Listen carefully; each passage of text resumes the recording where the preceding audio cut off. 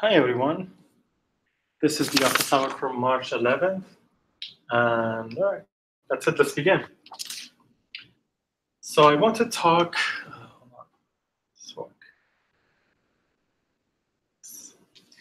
All right, I want to talk about NP completeness a little bit in this office hour.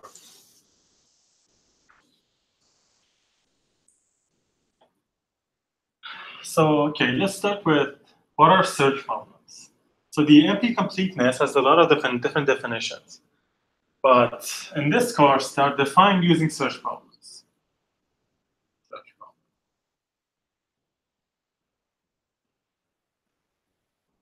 So what is a search problem? Problem P is a search problem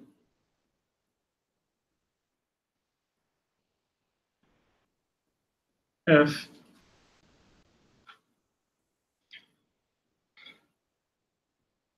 given an answer, let's call it S, the problem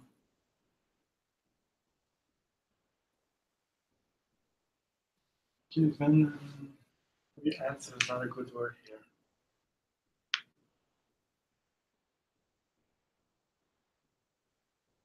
Problem to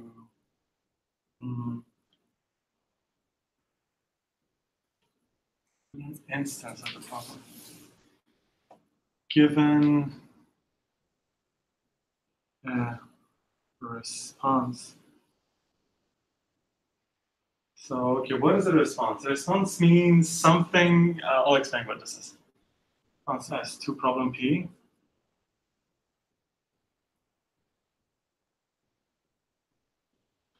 We can verify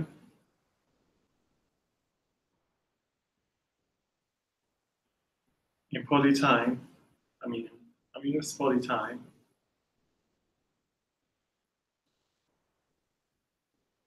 if S is an answer of P.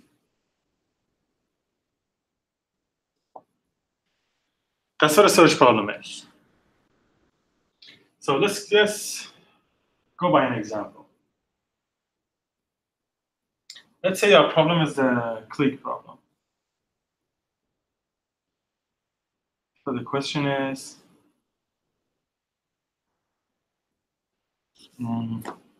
given a graph,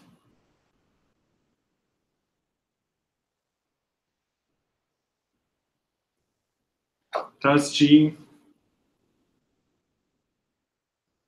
contain, you're also given the size. Let's assume you're also given the size. So given a graph and an input and an integer k, does G have a colleague of size k? So this is a search problem. Now, what does this mean? S, so here's how you verify if it's a search problem or not. You set S to be, okay, hold on. Now, the response to this is a yes or no answer, right? So let's assume if the answer is yes, it will also give you the clique, right? If the answer is yes,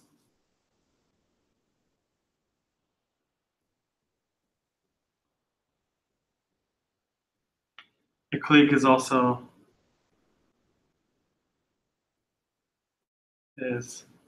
found. Now, what does this mean? This means if I give you a subset, subgraph S, you can verify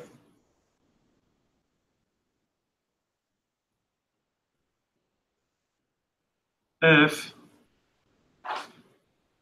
S is a clique of G.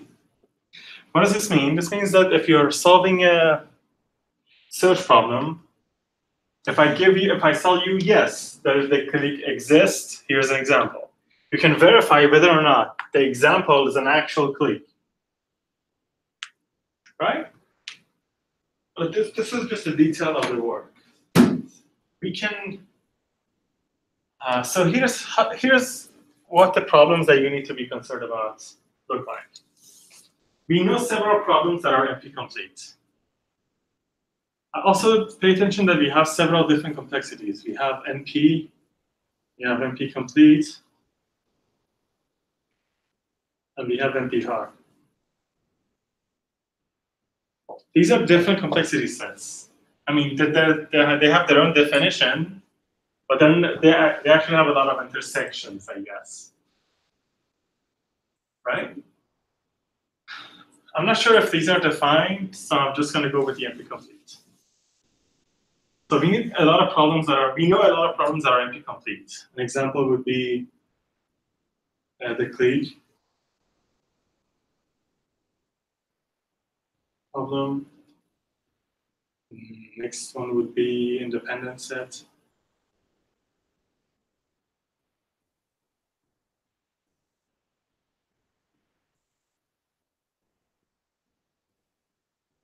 Vertex cover.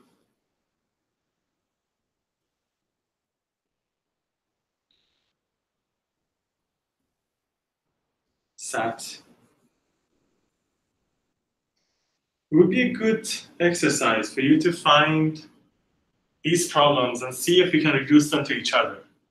All of these problems can be reduced to each other. I will not define what is a reduction, but all of these problems can be reduced to each other. Okay, now what is a reduction?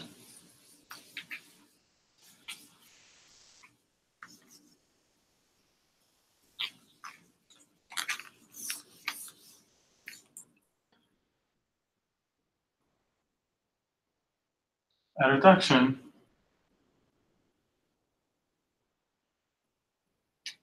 from problem P to Q means you can solve if you have a black box that solves Q, you can solve P. You can also solve P. That's what a reduction means.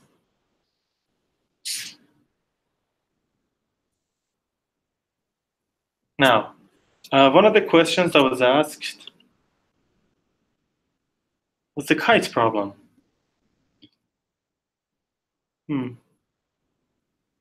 Let's solve that. All right, so this is what a reduction means. This is what the incompleteness. These are not complete definitions. I just want you to be familiar with them. You're not doing this other stuff.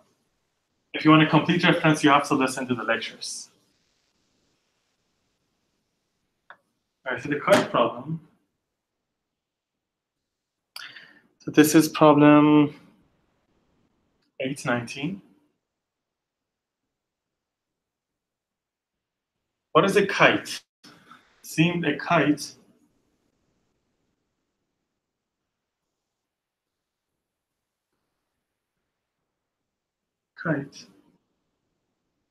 of size n is a clique of size n on a little tail of size n.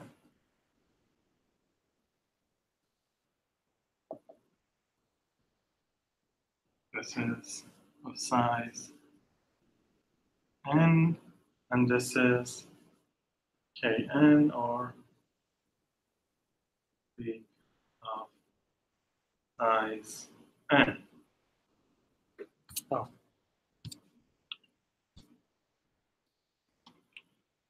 Right? This is what a kite is, based on the definition given in the problem. So the question is, prove the kite's problem. Oh, so the question is, does your graph have a kite of size double n?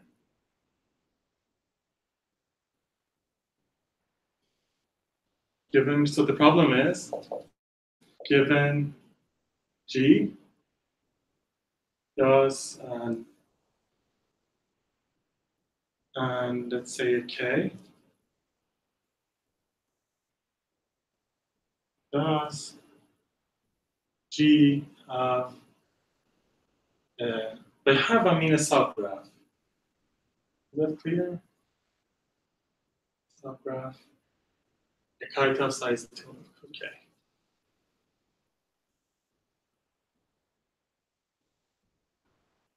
Okay. So this is the problem that we have. We have to reduce a problem to this, a problem that we already know is NP complete. For this problem, we use a clique problem. We use the clique problem that we already know is NP complete.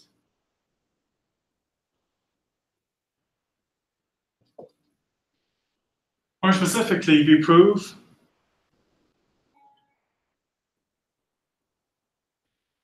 given a black box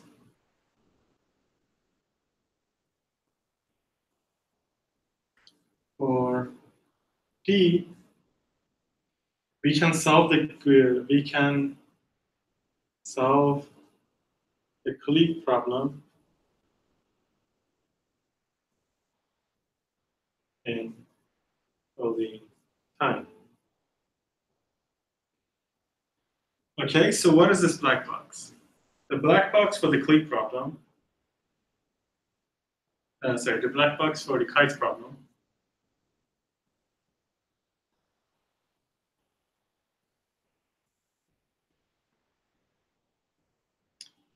needs an input.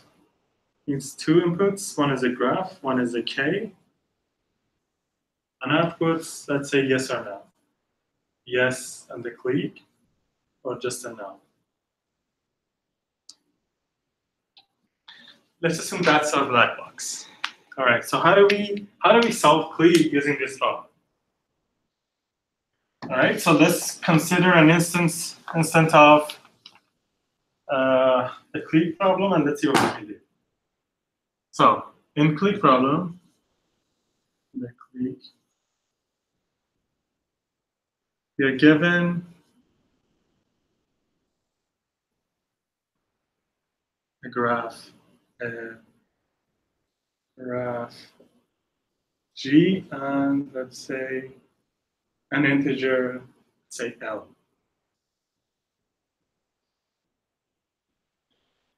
All right. What do we do here? If you pay attention to the kite, you see that the head of the kite is a clique, right? The only thing that the kite has an extra version of is a tail.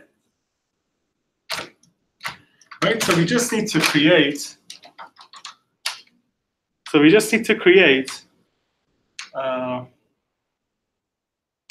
A version for the kite problem using the clique.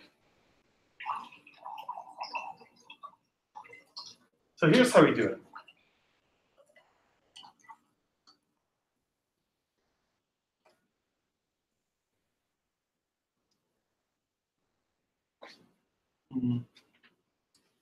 So take the graph. Let's see the graph. Let's see this is the graph that we're given.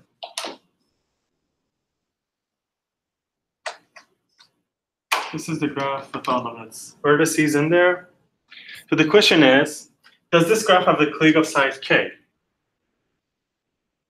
So we add some extra nodes to the graph so we can simulate the problem of having this 10. How do we do that? Let's put a bunch of vertices here. Let's say the graph is of size n. Let's put a path of size n down here. All right. And now, let's connect every node of the original graph, let's say these black ones.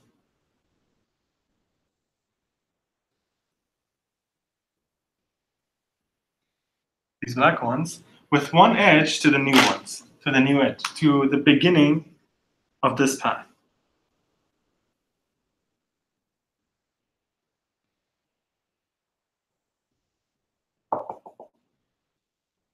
Okay? We've created a new graph. Let's call it G prime.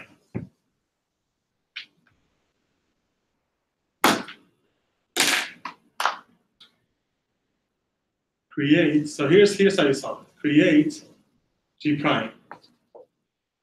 This is size K. Because you're looking for a clique of size K, so this is size K.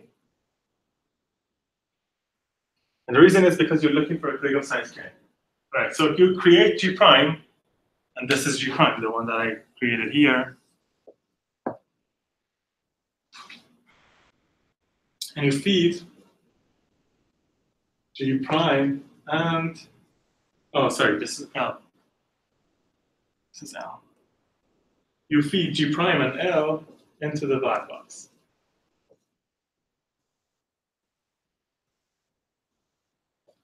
So here's the claim.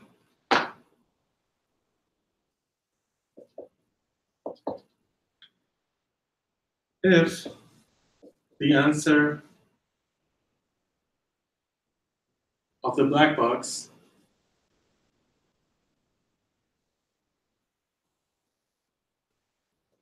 is yes, then there is a clique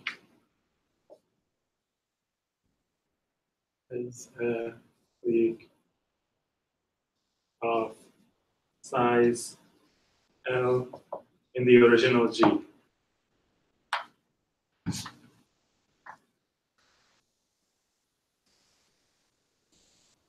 The answer is no if the answer is no, there are no cliques of size L in G. So what did we do? We took an input to the clique problem. We created a new input.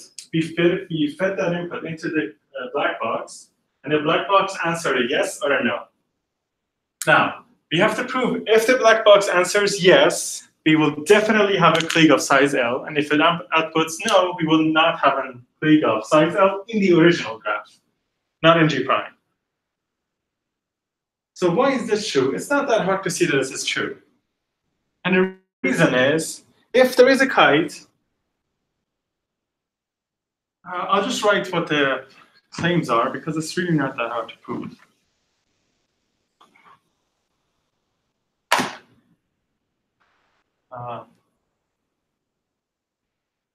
Here's how you prove it. Here's the first thing you need to note. First, the clique part of the kite is a subgraph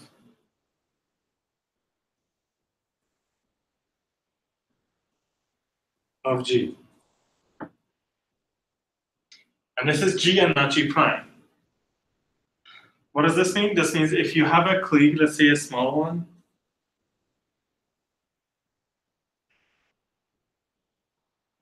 this part, the part with the clique, is inside the original graph. Right? You cannot say the same things about this tail.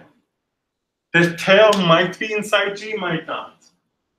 Right? It could be part of the G, or it could be the new one that I added right there. Well, what you can say with certainty is that the addition of this tail in G prime does not create a new clique. Which means if you're getting a clique, the clique was definitely part of your original graph. Right? This means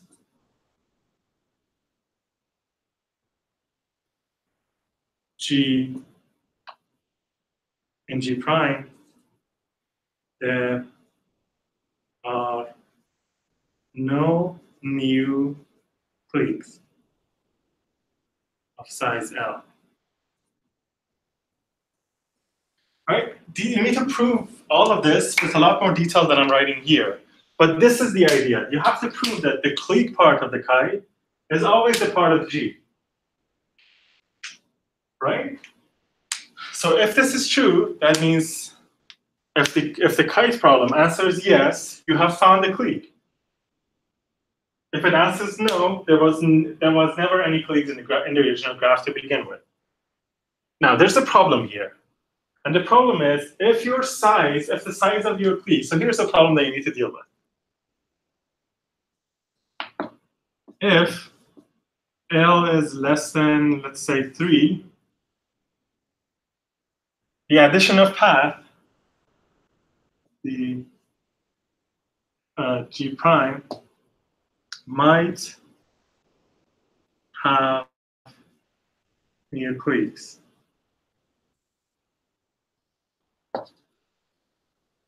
Right? It's actually not 3, it's 2. Right now it's 3. So what does this mean? That means you have to, for the answer we've given here on the right side of the board, works for every L bigger than 3. For L less than 3, you're searching to see if there's a triangle in the graph. And you can do it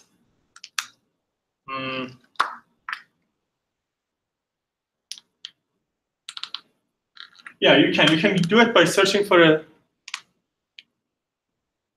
You can do it by searching for a smaller kite, right? The kite of size 3. But you have mentioned that in this case there might be new cliques in the graph by your creation. This is an interesting problem. I highly recommend you actually write this problem to see that this is a problem. This is an actual problem in the. This is a detail. I highly recommend you write it and see why this is true and why there's a problem here. Right? So, if your size of your clique that you're looking for is big enough, then this reduction works. And mostly you have to deal with the reductions of this kind. Or let's say if you're looking for a small clique,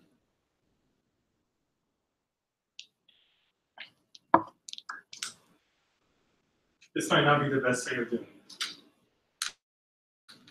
Or is it? So yeah, this is the detail of you need to. So here's what you need to do. You need to identify a problem. You need to take an input of that problem, create a new input for the black box that you have, and you have to analyze the output of the problem.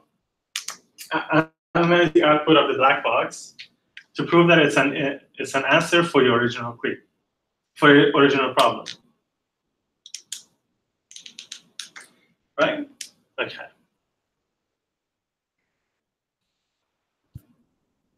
So this is this part of the thing.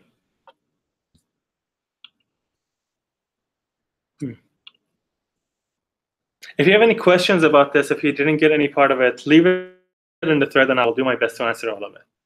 Any remaining questions? Okay, 10 B and C, the longest path. All right, let's do the longest path.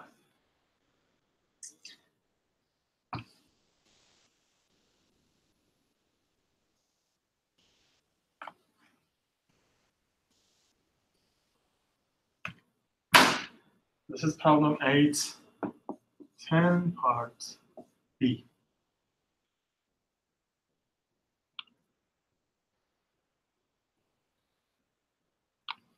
The longest path.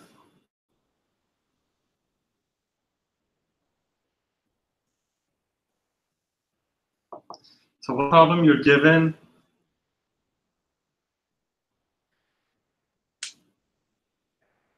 The longest path if you're given the input. Given a graph, G, and an integer, small g, does G have a path of length G? Is it G or bigger than G? A simple path of length G. Okay. So, something that I forgot here. So, okay, hold on. Before we get into this reduction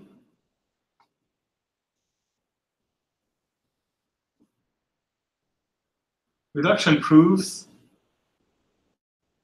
NP hardness.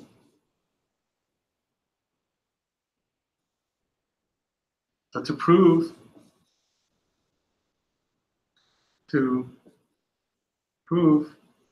a problem is NP complete,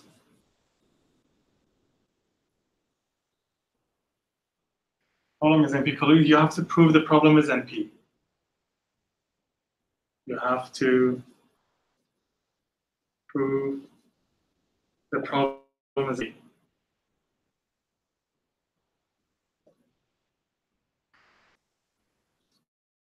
And then your problem would be NP complete. You have to prove both of these things. I proved this. I proved that I used the reduction, but you have to prove the problem is NP complete too. That means in the kite problem, because you want to prove this is NP complete, you have to say that if I have a graph and I'm given a subgraph that might look like a kite, I can say that this, no. If you're given a graph and a kite, you can verify that this kite exists in this graph or not. Right? That proves that this problem is NP or not. And if the problem is both NP hard and NP hard and NP, then it is NP complete. But you have to do the second part too. It's easy in this case, right? If you're given a kite and you're given a graph, you can simply verify that this kite exists or not. You just look to see if the edges that are mentioned actually exist in the graph, right? And that proves the NP completeness. But you have to do that part too. I forgot about it. Sorry. All right. Anyway, to the next problem.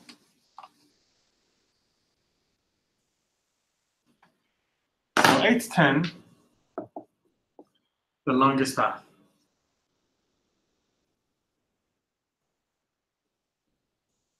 So it's given a G, and the small g does, oops.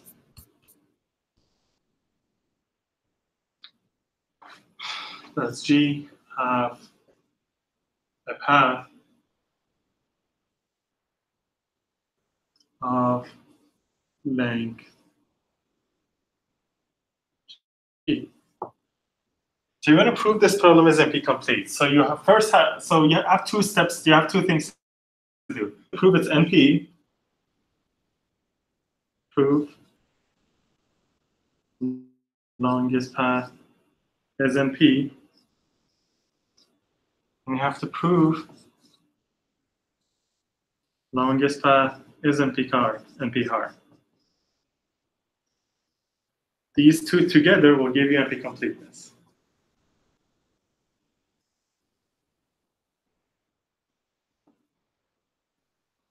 Right? Why is the longest path NP hard? It's not, again, that hard to see. The longest path is NP hard for the same reason the Klieg or the kite are NP hard. Sorry, for the same reason that Klieg and the kite are NP. So this part is not hard to prove. I'll just skip over it. Let's talk about the NP hardness, which is the main question. So now the question is, what problem can I find to reduce to this one? And, well, the question is, how many problems do you know that have anything to do with paths? Any kind of path. You have to know, this is something that you should know, that the problem of Hamiltonian path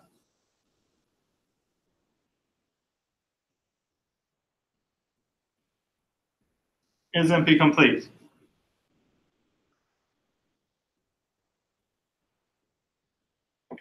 Right? You know what Hamiltonian path is, right? It says, given graph G,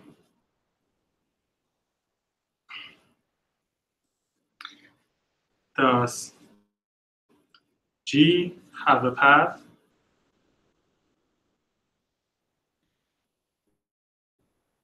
that goes through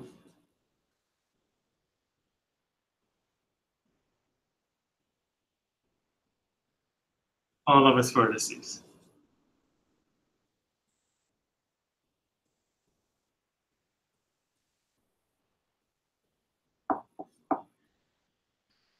This is called the Hamiltonian path. It's also known by another name mentioned in the book, which I do not remember. Rudata or something? I don't know. But more generally, it's just called the Hamiltonian path. Given graph as G have a path that goes through all of its vertices. Now, my claim is you can reduce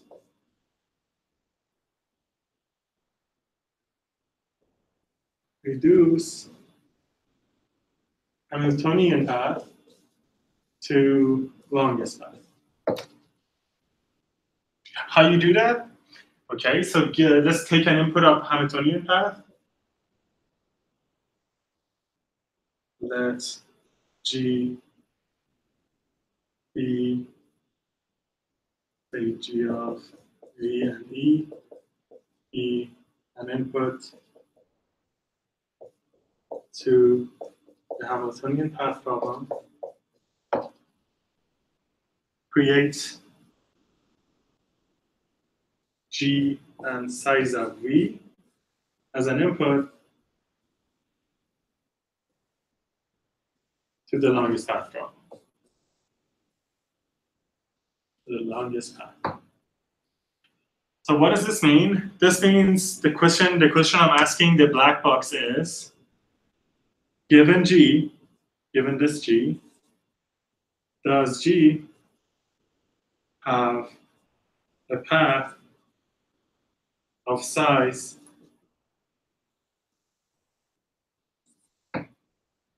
right?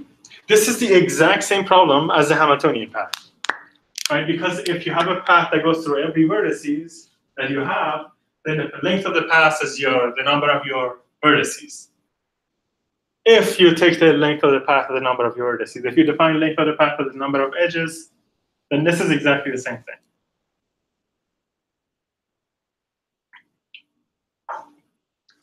All right, again, you have to prove your claim that says if the black box responds yes, there is a Hamiltonian path.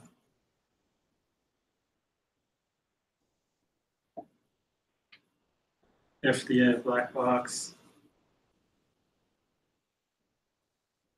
responds no, there is no Hamiltonian path.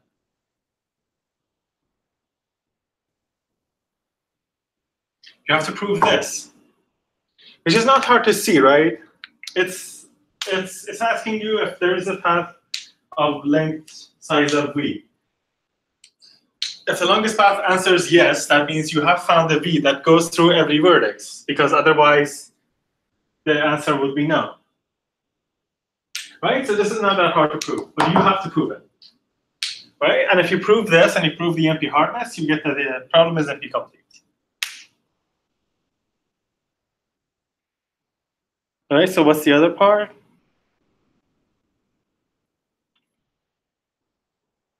Max sat. Given a CNF formula and integer G, find a choice assignment to satisfy at least G clauses. Oh, here, that's a good question. So in the longest path, if you change this part that says, does G have a path of length G to does G have a path of length at least G, that problem is still NP complete. You can try to see it. That's a good practice problem. And that's exactly what the next part is. The next part is you're given a CNF formula and you're given an integer.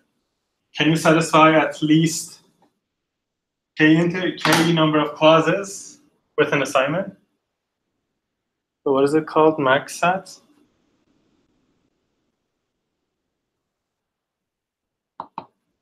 Given a C and F formula, C and F, let's say F,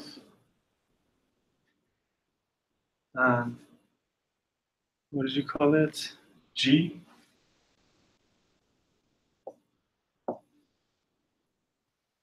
Is there an assignment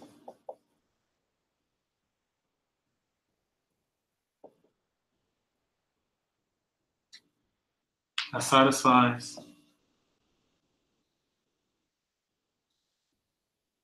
at least G clauses?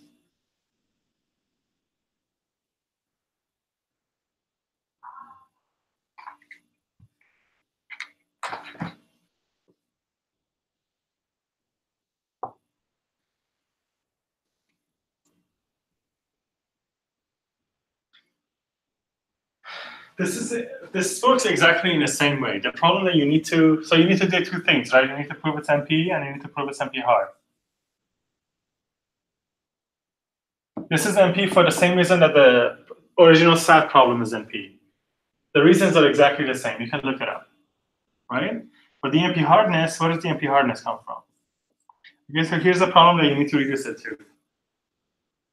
So the SAT problem, the original SAT problem, says you're given a CNF formula F. Is there an assignment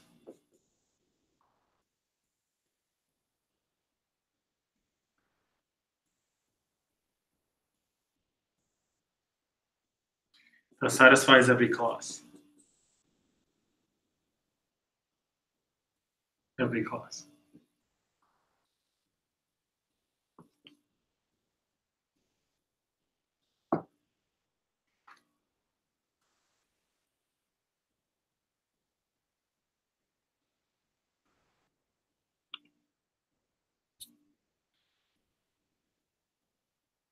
So here, you have to take the CNF formula that you have.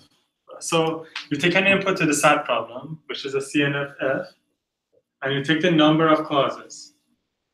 Let's say N is the number of clauses. Number of clauses. You give your CNF and N to the black box for MaxSat.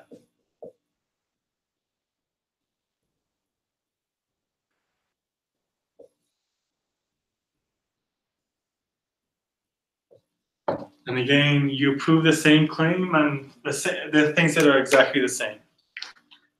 Right? This is exactly the same as the Hamiltonian path, but that was talking about the longest path.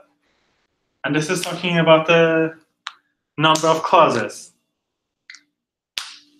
But the solution is exactly the same. And the hint that I'm giving you is that you need to reduce it to the SAT problem. And this is how you create the input to the black box. Instead of G, you put N. This is what this means. This means you put or set G to be N.